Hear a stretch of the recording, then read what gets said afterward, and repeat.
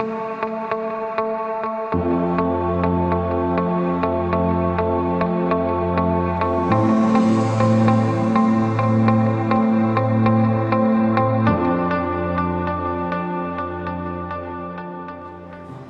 Jonathan Dibble, and I'm from Raleigh, North Carolina, and I'm in 12th grade currently, and I like reading and writing.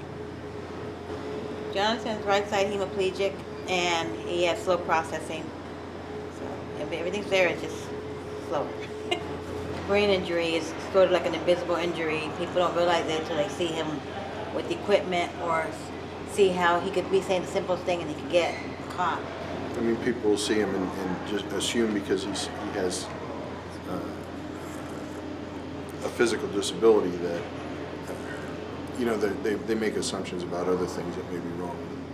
Yeah. And you can't, it's like the old saying goes, you can't judge a book by its cover. When he first had the stroke, he was in California. Cindy was out there with the kids on vacation.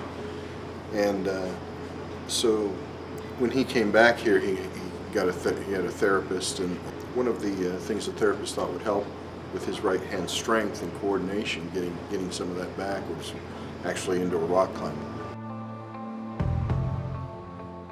In the simplest definition, I'd say adaptive climbing is adapting individuals' needs so that everybody's on an even playing field. Our tagline is empowering individuals through rock climbing experiences. So we have equipment that makes our program fully accessible, but most of the times all we're doing is pairing an able-bodied climber with somebody with a different ability. So working with that person side by side to work their way up the climbing wall. You see just a myriad of people with different abilities. There's chair-bound, there's amputees, there's some other kids with neurological issues. And to see them, it's like having 50 miracles in the same place. It's just amazing. One of the biggest things that people notice about when they participate in our program is the community. Our climbers and our volunteers are all strongly connected. A lot of our families have been participating with us since we started about 4 years ago. And a lot of our volunteers work with us regularly, so the participants know the volunteers really well. They've built a personal relationship. It's a very personal community space.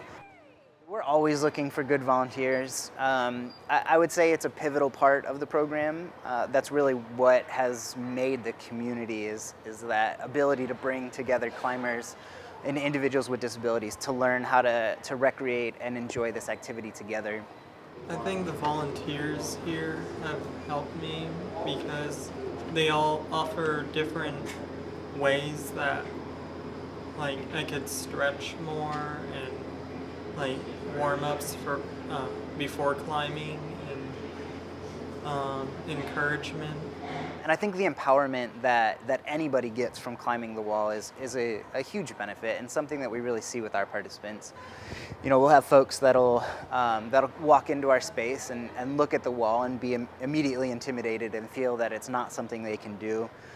But as soon as they start seeing other people climbing the wall and they start seeing how we operate, they start seeing some of the equipment that we have, they start to realize this is something that they can do. There's a lot of intimidation, but as soon as they start working up, all of that goes away. And you can just see the change in their face. You can see the empowerment happening right there on the wall while they're doing it.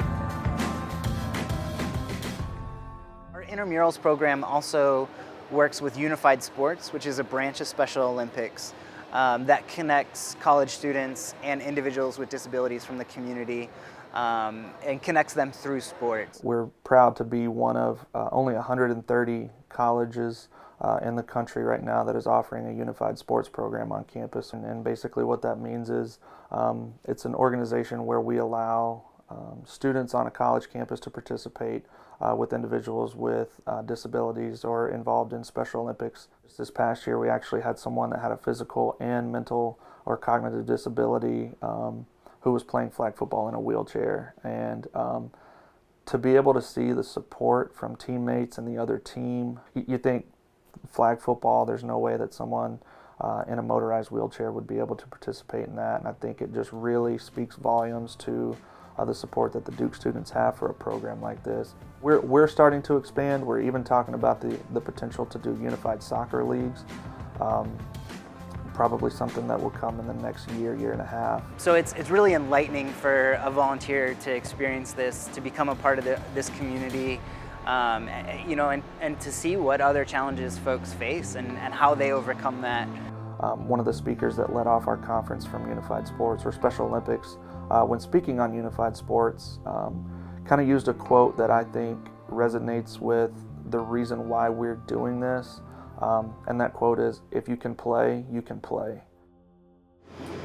There's people I know who have mental disabilities but are much smarter than the average person. Don't let your disability keep you from doing things you want to do.